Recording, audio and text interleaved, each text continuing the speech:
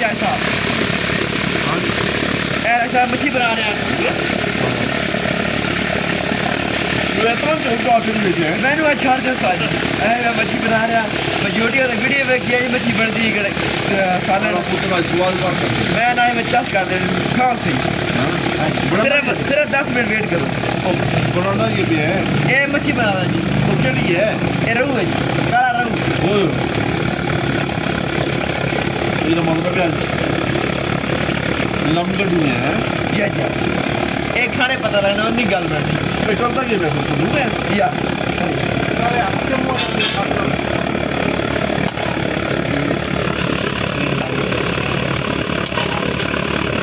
अच्छा अच्छा पहला घ्यो भुनू है ये पहले कढ़ाई भुननी है जी अच्छा उस तो बाद क्या लेना तो बनानी ग्रेवी ठीक है ग्रेवी बना के बाद में डाली ये ग्रेवी नहीं बनानी जी ग्रेवी जलेबी की ग्रेवी नहीं ग्रेवी ग्रेवी जान मसाला जी जी मसाला उसके बाद कढ़ाई तैयार हो वीडियो जनाब बना रहे हैं ये जनाब आजम शाह बना रहे हैं जनाब जुबैदा आपा है जुबैदा पे ले जी है तो मारे जी ये सरिया रुसाना में